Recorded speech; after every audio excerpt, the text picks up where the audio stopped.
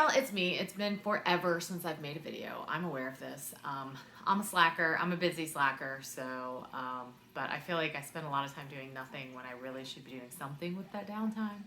So, I'm still working full time. I am in nursing school full time. Nursing school's going great. I'm making great grades. I have the science of procrastination down to like an art form. Like I could probably make YouTube videos on teaching people how to procrastinate effectively and efficiently. I'll get to that later. Ha, that was a joke about procrastination. Anyway, so my house is a wreck because it's always a wreck. I'm tired of the COVID restrictions because some of them are pretty weird, and then they put me in weird situations. So case in point about a weird situation being that I noticed not. So I have two dogs. They're pit bulls. One is 12. I got her when she was about 3.5. One of my friends was getting divorced, and they couldn't take care of this dog anymore. So I had just bought a house, so I took her in. Her name is Nori. And then I have a second pit bull. We picked him up in March of 2014. He was from the local pound in Texas, and they didn't have any information on him. They didn't know how old he was, nothing. So he was a minimum of 6 months, but no more than 2 years when we picked him up in March of 2014. So he's probably at a minimum, like, how old is that? 7, 6, somewhere between, I guess, 7 and 9 years old. So he's 73 pounds. He's a big boy. His life expectancy isn't forever. And then his name is King, or we also call him Fatty or Fat Man. So Nori is 12, so we know she's nearing the end of her life. Well, a couple months ago, this big bump showed up on her leg, like kind of like an ulcer. It was closed, like it was sort of weepy. We squeeze it and nothing else would come out, but she didn't really act like it bothered her. She didn't, look at us funny when we squeezed her or anything like that. So I was like, okay, well, I don't know. And then one day it just like the underside, like the underneath part just grew, like what was under her skin. And I was like, the subcutaneous part. And I was like, whoa. So, we tried putting tea tree oil on it and stuff, and it didn't really go away. So after a couple weeks, I made an appointment with the vet. It was almost time for her annual exam anyway, so I just figured, what the hell, may as well take them for their annual exam and have the vet look at it. And it's weird because it was like drop off in the parking lot, and they took my dogs, and then it was weird too because the girls come out and they're like, "Are they nice?" I was like, "Yeah, of course they're nice. They're pit bulls." As these two menacing looking dogs hop out of the car and hop out and immediately look around and start sniffing. So it was actually funny. One of my friends described my female pet as looking like Anubis when she came out of the vet clinic, and she really does. She's just absolutely beautiful. But anyway, so I drop him off, and the vet calls me a little while later, and she starts telling me about Nori and how she thinks the thing on Nori's leg is not good and how we need to remove it, but who knows if Nori can even live through anesthesia because she's 12, and so, she's kind of at the end of her life anyway. And then she says to me, well, she's the more straightforward of the two, and I was like, well, what does that mean? And of course, this is on the phone because of COVID, and so she's like, well, I'm getting to that. So it turns out that my other dog has an anal, I think it's an adenocarcinoma, which is basically cancer. And it's in his anal gland. It is larger than a walnut right now. And so she looked through his chart last year and said that the vet who had seen him last year had noted that he had a mass, but he didn't say anything about the size or anything like that. And after she told me that, I was like, you know what? I remember him telling me that my dog had aluminum foil in his butt, which I said was not surprising because the dog will eat anything that smells or looks like food. And that his anal gland was irritated, and that maybe it was just due to that. So it turns out that's not what it was. This mass is cancerous, and it has grown. So she didn't sound very positive for the prognosis. It was basically like, we can take him to a specialist, and the specialist can look at it and may or may not be able to remove it.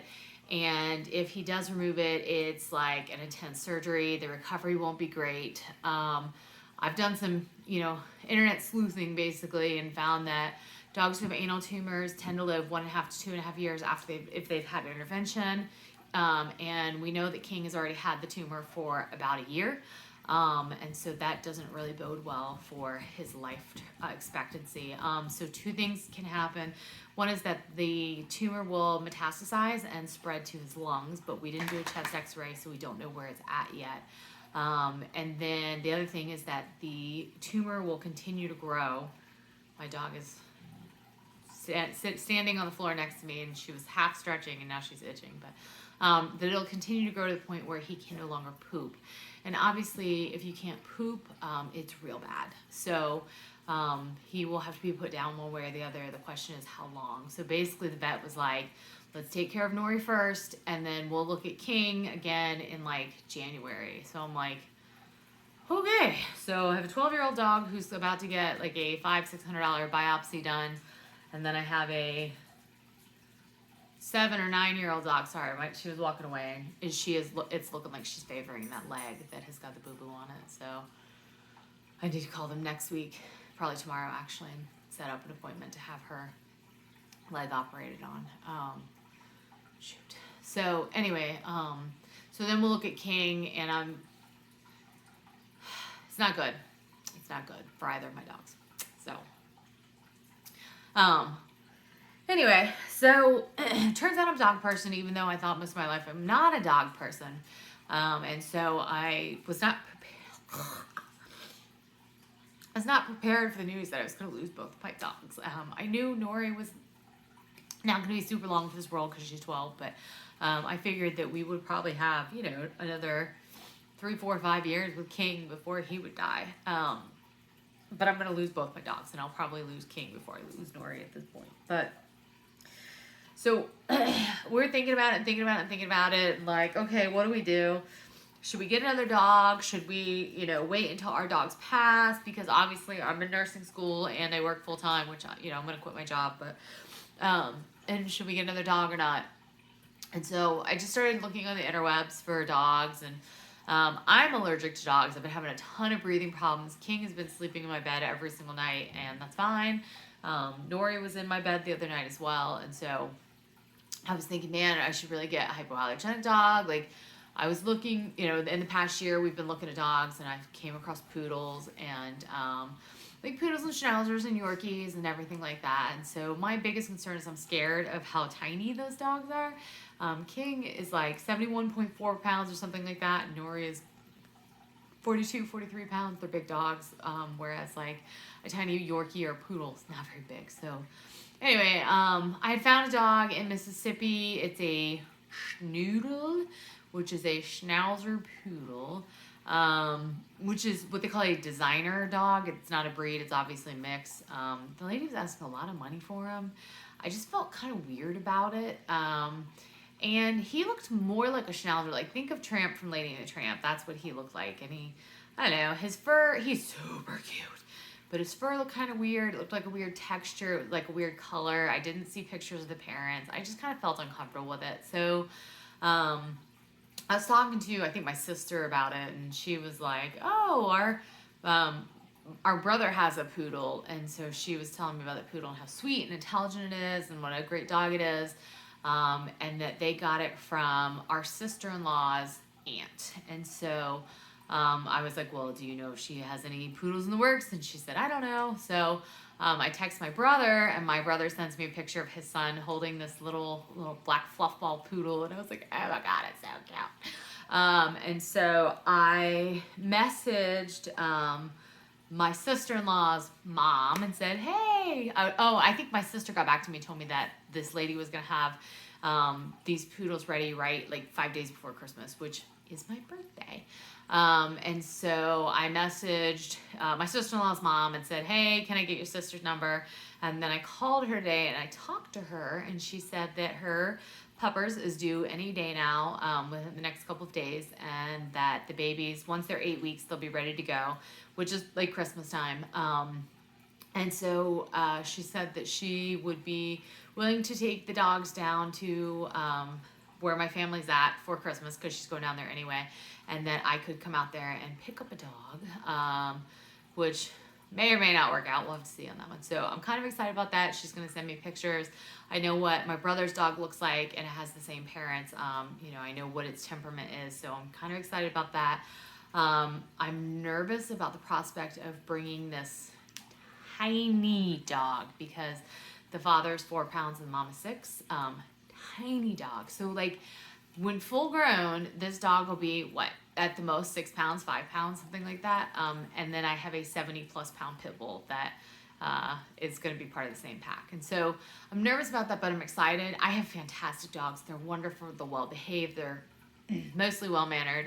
If you go on my Instagram, which is FatGirlGoneSlim79, you'll see a picture of King begging me for eggs this morning. But he was on the floor. He was sitting politely. He's like, please, can I have your eggs? He didn't get any of my eggs, for the record. Even though I've been spoiling them rotten with food and other manners. But those are my eggs. So they're great dogs. They're very well behaved, very well mannered, and they have great etiquette. So I would really, really, really, really love for them to spend time with a puppy and teach the puppy about how to behave and how to act like a dog. And granted, they're very large dogs, and they'll be teaching this tiny, tiny puppy how to act like, they know how large dog behavior. So they're going to teach the puppy how to behave like it's a large dog, which will be hilarious, mostly. So instead of writing this paper that I'm supposed to be writing for nursing school, I'm making this video, and then I was researching training poodles that are apparently really smart, and they can learn lots of tricks really fast, which I'm excited about. And I know my teenager has been watching lots and lots and lots of videos on training dogs and things to do with dogs. Both of our dogs are really smart. So one is so smart, and she just wants to please us so much. And so anything you ask her to do, she'll do for you, right? And so she'll go through like her whole repertoire of tricks to like, what do you want? What do you want? Like my daughter taught her to play the piano. And then we use that for all sorts of things, just to get her to do tricks before we give her treats. And then my other dog, King, he doesn't like to do tricks. He does whatever he wants and only what he wants. But we found out it's not because he doesn't understand. So like 2 nights ago, I asked my daughter to get them some food and open a can of tuna and put it on their food. And he looks at me and takes off and runs into the laundry room, which is where I keep their food bowls. And I was like, oh, that little jerk. Like he understands what we tell him. Like when we say W-A-L-K, he loses it because he knows what's about to happen. So he's super smart, just he refuses to do tricks. And he's like a big love bug. Like he can't lay down to save his life, like not on command anyway. So we're excited about the prospect of teaching a poodle tricks. I'm excited about the prospect of my other dogs teaching a poodle how to behave appropriately and properly. And I have really enjoyed watching YouTube videos. Like they've totally relaxed me and helped me calm down watching those YouTube videos about training puppies and what to expect and the tricks that they can do and whatever. So, it's not a comfort knowing we're having another dog. It still obviously is very painful that my dogs are going to die. And then I'm going to have to put them down at that, right? I'm going to have to make that decision and go through that. But I know how much Nori has enjoyed other puppies that we dog sat. That's how we ended up getting a second dog for her, was that we dog sat 2 puppies for tiny dogs. They were Chihuahuas, 4 and 6 pound bobbleheads. And Nori, like when they went home, Nori was so sad. She was looking everywhere for them. But they played so well together, and she enjoyed that so much. And like King and Nori were playing on my bed the other day, like 2 nights ago. Usually they have on collars, and the vet took their collars off, and I just haven't put them back on. And so usually they'll chew each other's collars when they are play wrestling on the bed. Like King does the thing where he spins around 3 times, and then they play collar. Well, they didn't have collars on, and they didn't want to hurt each other. So like they kept kind of like going at the side of each other's necks and growling. And then King, to like aggravate her, would just reach out and whack her upside the head. And he's got 30+ pounds on her. And she'd go going, he rung her bell so many times. And then finally she was like, I've had enough. And so she got like her mean alpha dog voice on and was like, stop fucking hitting me. And that dog runs and stands behind me to try to hide, right? 70+ pound dog standing behind me trying to hide. And I was like, is this really happening right now? Like, that's how terrified he is. So I think it'll be amazing to see the interaction of these dogs. So my only, one of the concerns too is I start clinicals in January, and so I will have like a little puppy. But my daughter she does virtual school, so she'll be here all the time with the dogs and with all of the dogs, and so that'll hopefully help a little bit. But that's probably the main thing that's going on is my dogs cause me a lot of stress and anxiety, as you can imagine. So I'm super, excited about that. I've been eating like shit, so I'm way fatter than I should be right now. So I don't want to show you guys my body. My boobs look good. I might post a picture on Instagram, just of me in a bra, but we'll see. I'm feeling very self-conscious about myself lately, so it is what it is. Anyway, so, subscribe to my channel, like my videos. My Instagram is fatgirlgoneslim79. There's a lot of flower pictures on there right now more than anything, just because my hibiscus and my plumeria were blooming and look amazing. But it was in the 60s here today, and so it won't stay that cold, but I can't let the plumies get below, like in the 50s. It'll kill them, and they're just stalks. And so, well, stalks and leaves, but they're not big yet, so they can't withstand the cold. So they're gonna have to come inside soon, so I'll have to find something else to take pictures of. In December, it'll probably be pictures of a tiny little black fluffball poodle. And until then, that was a lot of run in my mouth for 16 minutes, wasn't it? All right, have a lovely, beautiful day. FatGirlGoneslim79 is the Instagram. I think I said that. Like, subscribe. All right, goodbye.